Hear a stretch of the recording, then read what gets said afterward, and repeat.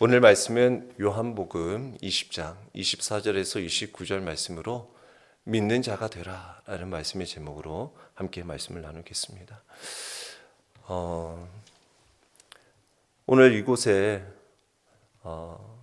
저도 이렇게 예배 드리면서 여러분들이 한 영혼 여러분들이 이곳에 나와서 예배 드리는 것이 얼마나 귀하고 복된 일인지 모릅니다. 또 오늘 이렇게 같이 또 예배 드릴 수 있는 또 세우글도 있어서 너무나 감사하고, 돌이켜 볼 때 어떻게 이렇게 우리가 이곳에서 함께 예배 드릴 수 있나, 하나님께서 우리를 불러주셨기에, 또 여러분들이 어떠한 무엇을 보고 무엇을 다른 것을 의지하기보다 오직 예수님 바라보고 믿음으로 이곳에 나왔음을 믿습니다. 우리는 이곳에 하나님을 향하여서 하나님 앞에 진정으로 영과 진리로 예배하고자 모였습니다.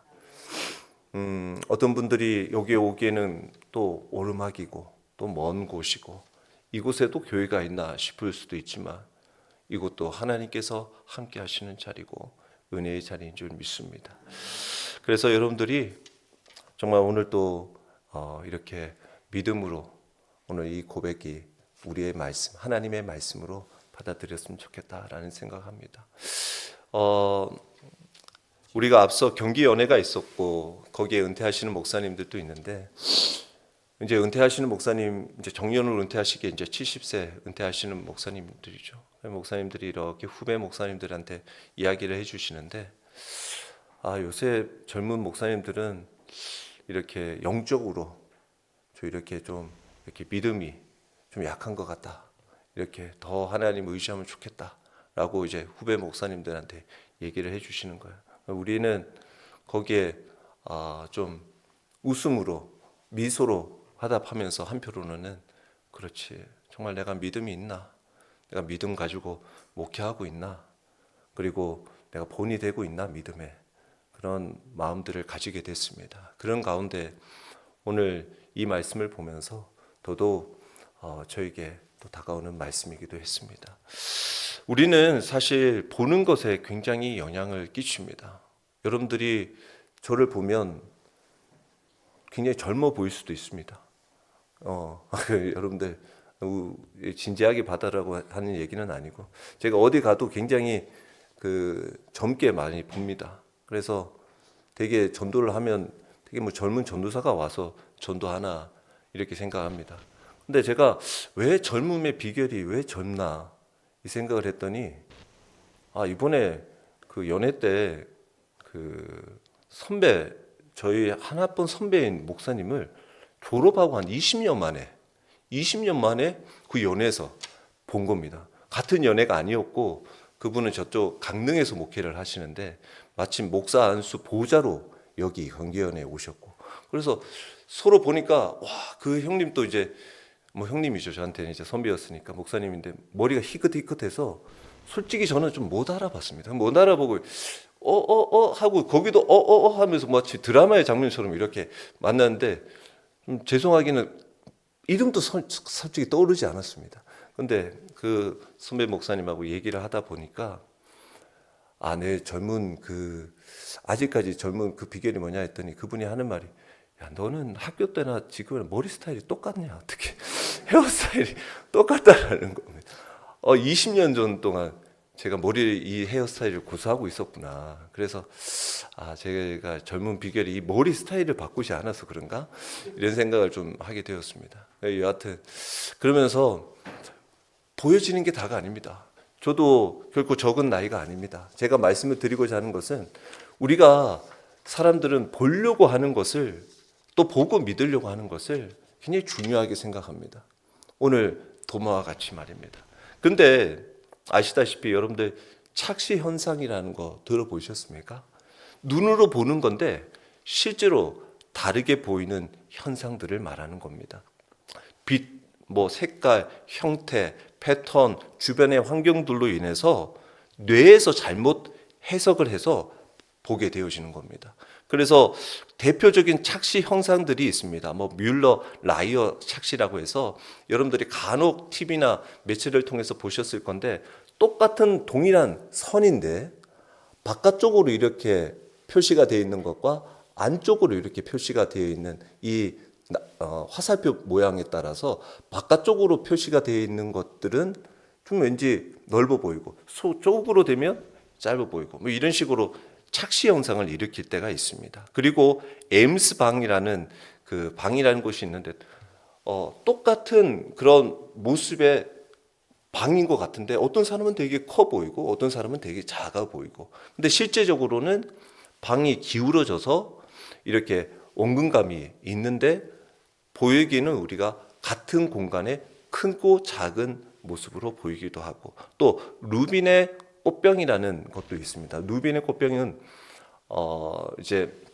검은 바탕에 하얀색으로 꽃병 모양이 이렇게 그려져 있는데 그걸 하얀색에 집중하면 꽃병으로 보이고 검은색에 집중하면 사람 얼굴이 맞대고 있는 것처럼 보이는 그런 착시 형상이 있습니다.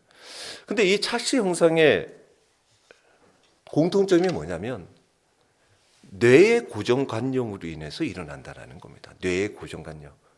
그러니까 이건 멀리 있으니까 이거는 이게 커 보이지. 이게 작아 보이지. 이게 가까이 있으니까 커 보이지. 이거는 하얀색이 내 눈에 보이니까 이게 꽃병이지. 아니지. 이게 까만 거 보이니까 이건 사람의 얼굴이지. 라고 하는 이런 착시 형상을 일으킨다라는 거죠. 우리가 믿음의 삶을 살아가는 우리들에게도 방해하는 일이라고 있다면 보여야 들어야 나도 믿겠다라고 하는 나의 이성적인 동의를 구할 때가 많이 있습니다.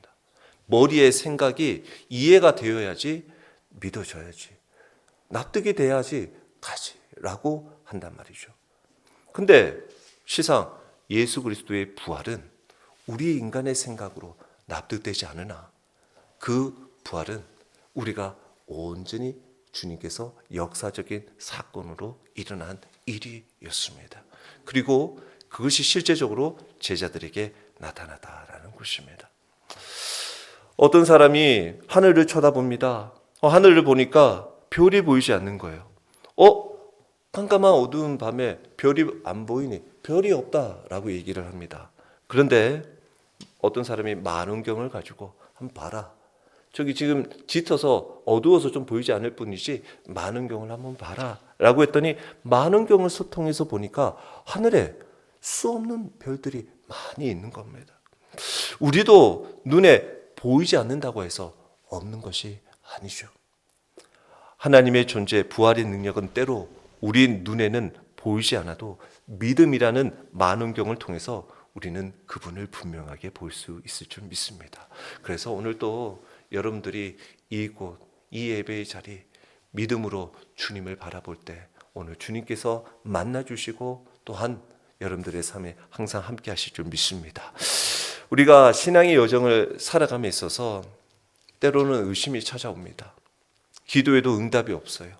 말씀을 듣고 살아가는데도 여전히 내 마음은 무거울 때가 있습니다. 그럴 때 우리도 도마처럼 말하지요. 직접 보지 않으면 믿을 수 없습니다 라고 말합니다. 그러나 주님은 우리에게 분명하게 말씀하십니다. 믿음 없는 자가 되지 말고 믿는 자가 되라 라고 말씀합니다. 부활하신 예수님은 의심하는 자에게 친히 찾아오셔서 믿음을 회복시켜 주십니다. 우리 성도들이 부활의 주님을 인격적으로 만나고 믿고 신뢰하며 고백하며 믿음의 삶으로 이끌어 주시더라는 것입니다. 우리가 믿음 생활하는 거 내가 이곳에 나와서 내가 예배 드리는 것 같으나 하나님이 우리를 이끌어 주셨고 믿음 주셨기에 가능한 줄 믿습니다. 찾아오시는 거예요. 주님이 우리에게 찾아오시는 거예요. 그것을 우리가 믿음으로 고백하고 받아들이는 거예요. 사람들은 봐야 믿겠다라고 얘기합니다. 도마도 그랬어요. 그래서 도마는 이 별명이 항상 도마 앞에는 의심하는 도마. 우리가 항상 도마, 의심하는 사람으로 여겨집니다. 회의론자, 이성주의자 이렇게 표현을 합니다. 하지만 오늘 본문의 주님께서 믿는 자가 되라고 말씀하면서 주님은 의심 가운데 있는 도마를 정죄하지 않으시고 오히려 그 도마를 통하여 역사적으로 아주 위대한 신앙의 고백을 하게 하시는 것을 보게 되어집니다. 오늘 이 도마의 모습을 통해서 우리의 삶을 또 우리의 믿음의 자리 주님이 초대하심을 온전히 응답하는 시간이 되면 좋겠습니다. 먼저 오늘 24절 25절의 말씀을 보니까 의심과 조건적인 믿음에 머물러 있는 도마의 모습을 봅니다. 오늘 먼저 도마를 소개하기를 24절에 보니까 12제자 중에 하나로서 디두모라 불리는 도마는 예수께서 오셨을 때 함께 있지 아니한지라 라고 말씀하고 있어요. 여러분들이 믿음의 삶을 살아가다가 내가 믿음이 없다, 왜 내가 이렇지 하면 솔직하게 우리의 모습을 돌이켜볼 때가 있어야 합니다. 내가 정말 주님을 의지하고 주님을 만나려고 하는 간절함이 있었나? 내가 정말 주님을 찾으려고 하는 그 애틋한 마음이 있었나? 처음 주님을 만났을 때 그 첫사랑 고백할 때 정말 주님이면 다고 주님 만나고자 정말 모든 것 뒷전해놓고 주님을 향했던 나의 그 뜨거웠던 그 마음들이 내가 식지는 않았나? 한번 돌아봐야 한다라는 겁니다. 여기에도 주님이 부활하신 그 날에 원래 제자들이 모여있던 곳에 주님은 찾아가셨어요. 두렵고 떨리는 마음으로 혹시 잡혀가면 죽을까 싶을까 봐 문 꼭 닫고 숨어있는 그때 부활의 그 날에 주님은 찾아가셨어요. 근데 그 자리에 도마는 없었습니다. 없었어요. 이유가 없어요. 이유를 모릅니다. 다만 마음이 낙심이 많이 됐을 거라서 생각을 됩니다. 그리고 또 어디에 슬픔에 잠겨 있었을지 모릅니다. 도망갔을지도 몰라요. 그러면서 이 이름이 디두모라 불리는 도마예요. 이름이 같습니다. 도마는 그냥 아랍어로 표현해서 도마이고 디두모는 헬라어로 불러서 디두모, 똑같은 의미를 가지고 있는 쌍둥이라는 표현입니다. 쌍둥이. 근데 이게 정말 쌍둥이여서도 쌍둥이였다라고 표현을 하지만 학자들은 이 도마에 너무 손바닥 뒤집는 두 양면의 모습이 마치 이름과 같다라고 표현되어지기도 합니다.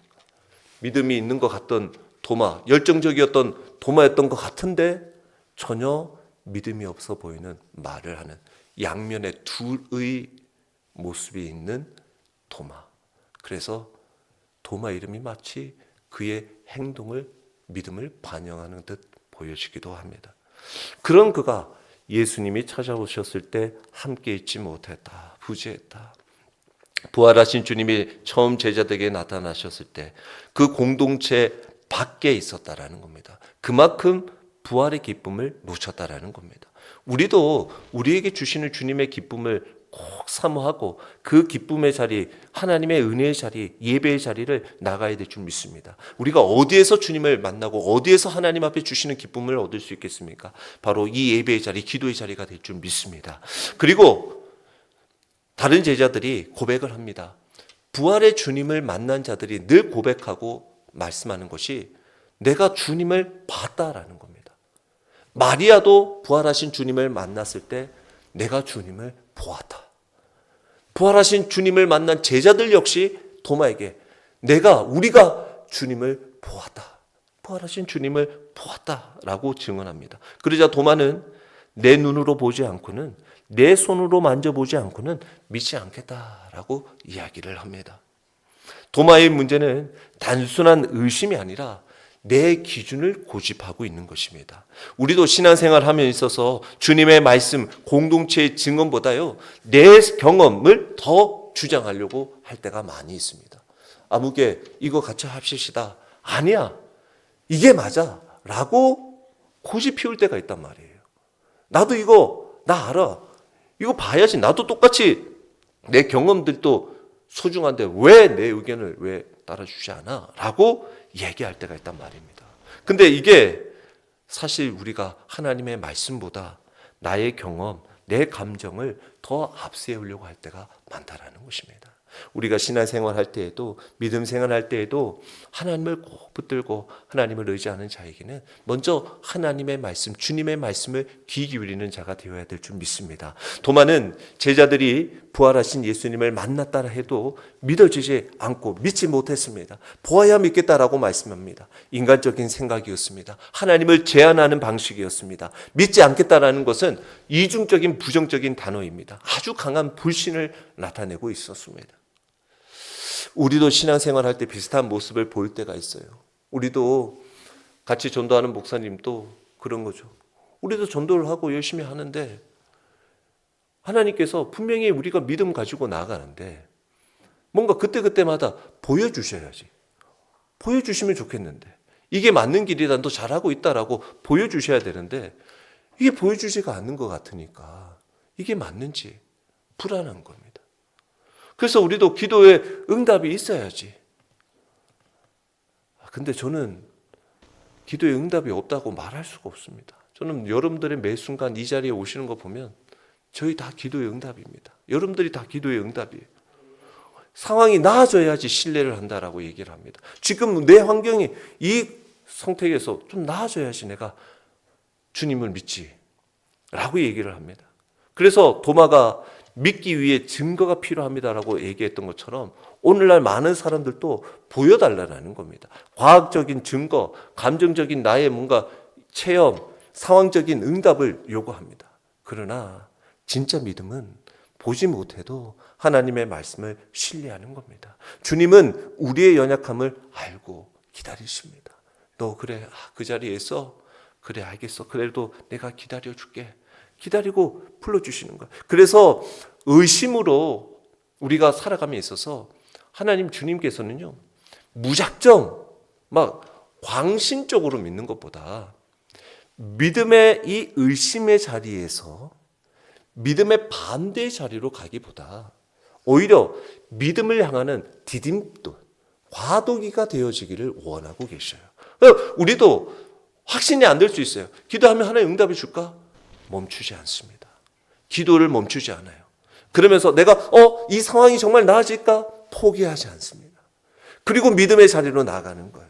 이게 더 우리를 믿음을 굳세게 하는 거예요. 더 하나님 앞에 굳건한 믿음의 자리로 나아가는 과정이 되더라는 것입니다. 그래서 여러분들도 혹여 내 마음에 혹시 이런 불안한 불신의 마음이 있었다면 이게 더 밑거름이 되고 더 주님께서 이 비가 와서 땅이 더 굳어지는 것처럼 우리의 삶에도 이 믿음의 과정으로 단련해 가는 과정이다라는 거.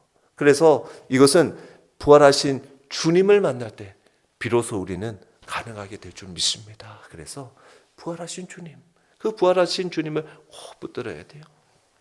사실 도마는 한편으로는 열정적이었던 모습도 있었고 한편으로는 굉장히 의문이 많은 사람이기도 하였습니다.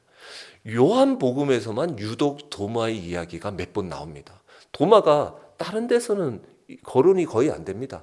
그냥 제자들 이름 거론될 때만 거론이 되지. 그리고 사도행전에서 그 다락방에서 같이 기도할 때 있었다라는 거 표현되어졌지. 요한복음에서는 11장, 14장 이렇게 몇 장에 거쳐서 나옵니다. 도마가. 그때 얘기할 때가 뭐냐면 예수님이 유대인들에게 핍박을 당해서 좀 다른 곳에서 계실 때 거기에 이제 나사로 마르다와 마리아의 오라버니가 이제 병들어서 죽게 됐다라는 이야기를 듣고 그 소식을 듣고 주님이 가자, 그래 나사로 살리러 가자라고 할 때 제자들이 말립니다. 지금 유대인들이 우리를 죽이려고 했던 적이 지금 며칠 전이었는데 지금 또 가면 우리 죽이려고 할 텐데 어떻게 가시려고 하십니까? 라고 할 때 도마가 아닙니다. 우리 주님과 함께 죽으러 갑시다 라고 얘기를 합니다. 근데 이 표현이 죽으러 가자라고 표현을 해가지고 약간 도마가 주님은 살리려고 가려고 했는데 왜 도마는 죽으러 가려고 하나라고 해서 한편으로는 믿음이 없는 고백이라고 얘기는 하나 그래도 그 자리까지 내가 가겠다라고 고백했던 것이 도마였고 또 주님이 늘 내가 너희들을 위해서 미리 주님의 귀한 그 요한복음 14장에 가서 하나님 나라를 위해 너희들을 위하여 예비해 놓겠다 자리를 그래서 너희들이 장차 다 나의 곁으로 올 것이다. 내가 먼저 가서 기다릴게 라고 얘기를 하니까 도마가 이해가 안 돼가지고 그 길이 무슨 길입니까? 그 길을 우리가 알지 못하겠습니다 라고 얘기를 하자 예수님이 요한복음 14장에 내가 곧 길이요 진리요 생명이니 나를 믿는 자 아버지께로 갈 자는 나로 통하여서 간다라고 주님이 말씀을 해주십니다. 그래서 어찌 보면 그러한 도마의 하나하나의 과정들이 더 주님을 가까이 만나게 되고 알아가는 과정이 되기도 하였습니다. 자, 그런 가운데 의심하는 도마에게 오늘 믿음을 회복시키고자 주님은 찾아오십니다. 26절, 27절의 말씀에 보니까 26절에 여드레를 지나서 제자들이 다시 집안에 있을 때 도마도 함께 있고 문들이 닫혔는데 예수께서 오사 가운데 서서 이르시되 너희에게 평강이 있을지어다. 주님은 지금 이미 신령한 몸으로 부활하셨기 때문에 문이 닫혀 있지만 주님은 그곳에 오실 수가 있으셨습니다. 이미 앞서 여드렛 날은 8일을 말하는데 여기로 말하면 지금 주일, 한 주가 지난 부활의 주일을 말합니다. 바로 오늘 우리가 같은 주일입니다. 오늘 이 한 주가 지난 요 주일을 말하고 있어요. 그래서 요때 주님이 도마에게 오고 계셨다라는 거예요. 오늘 이 자리에 주님이 오셨단 말입니다. 그래서 주님이 오시자 평강이 있을지어다 라고 말씀하고 있죠. 그리고는 27절에 대뜸 27절에 도마에게 이르십니다. 도마에게 이르시되 내 손을 이리 내밀어 내 손을 보고 내 손을 내밀어 내 옆구리에 넣어보라. 그리하여 믿음 없는 자가 되지 말고 믿는 자가 되라 라고 말씀하고 있습니다. 아니 여든의 뒤에 지나고 난 뒤에 왜 아직 제자들이 여기에 있었을까? 사실 부활하신 주님은 갈릴리에서 만나자라고 약속을 하셨어요. 우리 이제 갈릴리 가서 만날 거야 라고 했는데 아직까지 제자들이 여기 있었다라는 것은 도마를 기다렸다라고 추정을 합니다. 도마가 지금 아직 자기들과 함께 오지 못했으니 도마가 올 때까지 기다렸다가 우리 갈릴리로 가자라고 해서 도마가 마침 같이 있는 그 자리에 오늘 주님이 찾아오셨어요. 주님이 도마를 포기하지 않고 다시 찾아오셨어요. 문은 닫혀 있었고 마음이 굳어 있는 도마에게 주님이 찾아오셨어요. 오늘 여러분들이 주님 앞에 나온 것 주님께서 여러분들의 마음에 지금 닫힌 문에 또 여러분들의 굳은 마음에도 주님 찾아오시기를 축원합니다. 예수님이 도마에게 말씀하셨습니다. 그리고 너가 하고 싶은 대로 해봐라 라는 것입니다. 근데 참 여기에서 들으면서 여러분들 신기한 거 못 느끼셨습니까? 지금 도마가 제자들과 얘기할 때 그 자리에 정작 예수님은 없으셨어요. 내가 예수님 부활한 거 손, 옆구리 만져야지 내가 안다 라고 주님이 없는데 제자들이 있는데 말을 했는데 주님은 언제 그걸 들으셨는지 그대로 와서 도마에 의심하는 것을 즉각 해소해주고 계시는 것을 보게 되었습니다. 이처럼 주님은 우리의 그 간구 또 우리의 마음들을 다 아시더라는 것이죠. 우리가 주님이 그 자리에 없었더라도 주님은 다 아셨다라는. 근데 비난하지 않으셨어요. 우리 같았으면 야야 너 얼마 전에 너 이랬었지? 너 이런 말 했었어. 내가 좀 마음이 좀 그런데 슬픈데 라고 우리 같으면 인간적인 마음을 말할 텐데 주님은 비난하지 않으셨어요. 그리고 그의 연약함을 품어주셨습니다. 그러면서 마치 이제 전제 조건으로 이제 너의 그 마음들을 내가 다 받아주겠다라는 표현을 하고 있습니다. 도마가 다른 제자들과 의심하고 있을 때 주님은 정작 그 자리에 계시지 않았지만 도마는 예수님께서 자신의 말을 그대로 인용하는 것을 보면서 먼저 놀라움을 감출 수 없었다라는 것이죠. 그리고 주님은 이렇게 말씀하십니다. 명확하게 명령하십니다. 믿음 없는 자가 되지 말고 믿는 자가 되라 라고 말씀하고 있습니다. 이것은 단순한 요청이 아닙니다. 너 그렇게 할래? 권유하는 것이 아닙니다. 명령입니다. 명령. 믿는 자가 되라는 꼭 그렇게만 되어야 한다라는 것입니다. 그러나 이 명령은 그가 보여준 어떻게 보면 도마가 보여준 그 회의에 대한 의심에 대한 책망이 아니라 온전한 믿음에 이르지 못한 안타까움에서 그가 굳은 믿음을 갖게 되기를 간절히 원하는 주님의 사랑이 담겨져 있는 말씀이다라는 것입니다. 그러니까 우리 보고도 믿음의 삶을 살아가다가 좀 뭔가 흔들리고 뭔가 주저주저 할 때 주님은 오늘 우리에게 와서 믿는 자가 돼. 좀 믿어봐. 라고 명령해 주고 있다는 것입니다. 하나님은 오늘도 우리의 상황과 형편들을 아시고 말씀으로 찾아오십니다. 하나님은 오늘도 우리의 삶에 이와 같이 말씀을 하십니다. 믿음은 강요가 아닙니다. 주님을 만남으로 생기는 반응입니다. 믿음은 조건이 충족했을 때 생기는 것이 아닙니다. 주님의 말씀에 순종할 때 주어지는 것일 줄 믿습니다. 내가 배가 불러서 내가 배가 부르다는 이유로 믿습니다라고 하는 것이 믿음이 아니라는 것입니다. 우리는 주님 앞에 아직도 내 조건, 요구를 내세우고 있지 않습니까? 아니면 순종으로 믿음의 자리로 나가고 있습니까? 근데 여기에서의 믿는 자가 되라라는 이 되다라는 표현이 학자들이 이렇게도 설명을 하는 학자들도 있습니다. 참 근데 와닿는 말이기도 합니다.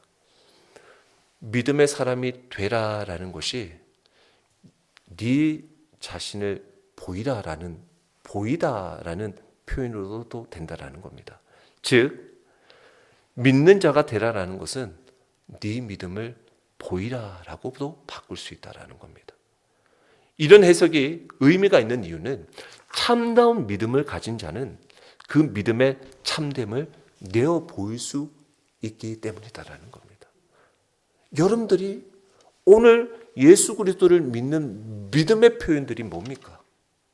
예배의 자리, 은혜의 자리로 여러분들이 순종하며 나온 자리일 줄 믿습니다. 이게 우리 믿음에 보이기 위한 표현이라는 거예요. 그러니까 결국 믿음의 사람이 되라라는 것은 저 믿음이 이렇습니다라고 말하는 거예요. 왜냐하면 이 의견이, 이 말씀이 좀 결코 다르지 않는 것이 도마의 그 다음의 반응들을 보면 그렇다라는 겁니다. 왜냐하면 지금 도마가 되라라고 말하는 그 뒤에 도마의 행동을 말씀해 보니까 28절에 도마가 대답하여 이르되 나의 주님이시여 나의 하나님이시니이다 라고 즉각적으로 고백을 하고 있어요. 지금 도마가 만졌는지 봤는지 나와 있지 않아요. 근데 뒤에 역사적으로는 아마 이 말씀대로라면 도마가 이 예수님의 상흔을 만졌을 것이라는 거예요. 만졌을 것이라는 거예요. 추정을 하는 거예요. 그래서 이 도마가 이 만진 이 기념으로 또 세워진 뭐 교회나 또 자신의 그런 뒤에 순교하는 이 모든 일들이 이와 같은 경험에서 바탕이 됐을 것이다라고 또 얘기합니다. 여하튼 그것보다도 먼저 도마가 나의 주님, 나의 하나님이시다라고 고백하는 것을 보면서 그가 자신의 믿음을 보이고 있는 것을 보게 되었습니다. 이 고백의 의미는 도마는 단순히 부활을 인정하는 것만이 아니라 부활하신 주님이 나의 주님입니다. 나의 하나님입니다. 라고 고백하는 거예요. 진정한 믿음은 주님을 이처럼 나의 주인으로 모시는 인격적인 고백에서 나옵니다. 즉 믿음은 정보를 믿는 것이 아닙니다. 주님을 나의 주님으로 믿는 거예요. 부활했다라는 어떠한 정보, 보여지는 상황들을 이해해서 믿는 것이 아니라 오직 이분이 나의 주님이시다라는 예수 그리스도 부활하신 주님을 그 자체를 믿는 거예요. 이 믿음이 얼마나 중요한지 모릅니다. 이 도마의 고백은 요한복음 20장 16절에 부활의 주님을 만난 마리아의 고백과 굉장히 비교가 됩니다. 20장 16절에 보면 예수님 처음 부활하신 주님을 마리아는 처음엔 못 알아봅니다. 동산지기인가 라고 생각했습니다. 그러자 예수님께서 마리아야 라고 하시니 마리아가 돌이켜 히브리 말로 나오비니 라고 얘기합니다. 그러니까 납비라고 얘기를 했다라는 거예요. 선생님이라고 얘기했다라는 거예요. 늘 즐겨 부르던 선생님이라고 불렀다라는 겁니다. 거기와 이 도마의 신앙 고백은 훨씬 뛰어넘는 신앙의 고백이 되어지죠. 도마는 부활하신 예수님의 모습 속에서 생전 주님의 그 모습을 재발견하는 것에만 아니라 하나님의 모습을 발견했는데, 이는 곧 예수님의 부활의 의미가 진정으로 이해됐다라는 것입니다. 왜냐하면 요한복음의 시작이 예수님이 무엇으로부터 시작이 되냐? 하나님의 말씀으로부터 시작이 되거든요. 요한복음 1장 1절에 태초의 말씀이 계시니라, 이 말씀이 하나님과 함께 계셨으니 이 말씀은 곧 하나님이시니라 라고 말씀하면서 시작이 됩니다. 그러면서 십자가에 못 박혀 죽은 예수님은 인간이기 전에 태초에 하나님과 함께 계셨던 영원하신 말씀, 곧 로고스라는, 지금은 아버지 곧 하나님과 함께 가졌던 영광을 다시 영원롭게 되신 분이라고 하면서 요한복음의 시작과 마무리를 이렇게 짓고 있는 것을 보게 되었습니다. 그러면서 이것이 그대로 이어지면서 이 고백들이 이후에 오늘 이 29절과 30절, 31절에 지금의 우리들에게도 고백이 이어지는 것을 보게 되었습니다. 도마의 고백은 나만 고백하고 끝 아니라 이제 이 말씀을 읽는 모든 우리들에게도 이와 같은 고백이 온전한 참된 고백임을 전달하고 있습니다. 우리에게. 그래서 나는 예수님을 나의 주님으로, 나의 삶의 주님으로 고백하고 있냐라는 거예요. 그러면서 그렇게 고백하면 내 삶은 주님을 위하여 헌신의 삶을 살아가고 있냐라는 거예요. 도마의 고백이 오늘 우리가 따라야 할 신앙의 본인데, 그런 본된 삶을 살아가면서 헌신의 자리는 나오고 있냐라는 겁니다. 그러면서 끝으로 보지 않고 믿는 자의 복에 대해서 말씀하시죠. 29절에 예수께서 이르시되 너는 나를 본 거로 믿느냐? 보지 못하고 믿는 자들은 복되도다 하시니라 라고 말씀하고 있습니다. 주님은 도마의 믿음을 처음에 인정하십니다. 그래, 그 믿음도 알겠다. 그런데 믿음에는 두 가지의 모습이 나오는데, 과정이 있는데, 하나는 보아야 믿는 사람이 있고, 두 번째는 보지 않고 어떤 기적적인 사건에 의하지 않고 믿음을 갖는 것이 있다라는 것입니다. 주님이 바라시는 믿음은 바로 어떤 기적적인 상황들을 가지고 믿기를 원하지 않습니다. 왜냐하면 기적적인 상황을 가지고 계속 믿으면 사람들은 계속 기적을 원합니다. 계속 기적을 원해요. 제자들이 기적을 경험을 못해서 부활하신 주님을 못 믿었을까요? 아닙니다. 오병이어, 바다 위를 걸어오시는 주님, 죽은 자를 살리시는 주님, 많은 기적을 봤어요. 그런데도 정작 부활은 믿지 못했어요.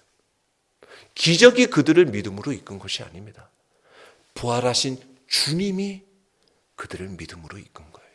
기적이 이끈 것이 아니라 부활하신 주님이. 그래서 이것은 다음 세대 우리들에게도 말씀하고 있는 거예요. 우리에게 말씀하고 있어요. 지금 예수 그리스도를 믿는 우리들에게 말하고 있는 거예요. 제자들은 부활하신 주님을 직접 목격했고 결과로 그 믿음을 가질 수 있게 되었습니다. 그것은 제자들에게 주어진 아주 특정한 상황이죠. 그러나 이제는 부활하신 예수님을 직접 보지 않습니다. 못합니다. 그리고 성도들은 제자들이 가졌던 믿음과 동일한 믿음을 갖기도 어렵고 같습니다. 그러나 동일한 믿음을 우리에게 주십니다. 왜냐하면 믿음에 있어서 보는 것이 불가결의 조건이 아니기 때문에, 봐야지 무조건 믿을 수 있는 것이 아니기 때문에. 왜? 우리가 보는 것은 착각을 일으킬 수도 있고 보는 것이 다가 아니기 때문에. 그리고 우리에게 보여지는 시제적인 하나님의 말씀이 주어졌다라는 거예요. 신약과 구약, 성경의 말씀이 우리에게 주어졌다라는 것입니다. 이 성경이 예수님을 증거하고 성령님께서 친히 예수님을 증거하시기 때문에 우리는 이제 예수님의 모습을 직접 보지 않아도 믿고 말할 수 없는 영광스러운 즐거움의 기쁨의 자리에 참여할 수 있게 되어졌다라는 것입니다. 베드로전서 1장 8절에서 9절의 말씀이 그렇습니다. 예수를 너희가 보지 못하였으나 사랑하는도다. 이제도 보지 못하나 믿고 말할 수 없는 영광스러운 즐거움으로 기뻐하니 믿음의 결국 곧 영혼의 구원을 받았습니다. 당시 예수님께서 도마에게 하신 말씀처럼 사실상 이것은 오늘 우리에게 축복의 말씀이기도 합니다. 우리는 도마처럼 육 안으로 주님을 볼 수 없습니다. 그러나 말씀과 성령의 역사로 주님을 믿습니다. 주님은 지금 이 자리에 오셔서 우리를 복된 자로 부르십니다. 보지 않고 믿는 그 믿음이 주님께 큰 기쁨이 됩니다. 이 말씀을 통해서 요한복음에 쓰여진 목적이 말씀되고 있습니다. 오늘 목적의 말씀 30절, 31절의 말씀, 그 뒷부분에 있는 말씀입니다. 예수께서 제자들 앞에서 이 책에 기록되지 아니한 다른 표적도 많이 행하셨으나 오직 이것을 기록함은 너희로 예수께서 하나님의 아들 그리스도이심을 믿게 하려 함이요 또 너희로 믿고 그 이름을 힘입어 생명을 얻게 하려 함이니라. 아멘. 이렇게 말씀하신 거, 너희가 예수님을 믿고 생명을 얻으라 라는 것입니다. 믿는 자에게 주어지는 축복입니다. 그래서 예수 그리스도를 믿는 자들이 나중에 어떻게 내가 행했냐라고 고백하기를 고린도 후서 5장 7절에 이는 우리가 믿음으로 행하고 보는 것으로 행하지 아니함이로다 라고 고백을 합니다. 도마는 의심이 많은 자였습니다. 그러나 주님을 만나고 가장 위대한 고백을 남기는 자가 되었습니다. 예수님은 도마에게 하신 것처럼 오늘 우리에게 찾아오셔서 말씀하십니다. 믿음 없는 자가 되지 말고 믿는 자가 되라. 믿는 자는 복된 자다라는 것입니다. 예수님은 우리의 주님이시요 우리의 하나님이십니다. 오늘 이 시간 주님 앞에 믿는 자로서 주님을 나의 주님, 나의 하나님으로 고백하고 그분과 함께 복된 삶을 살아가시기를 주의 이름으로 축원합니다.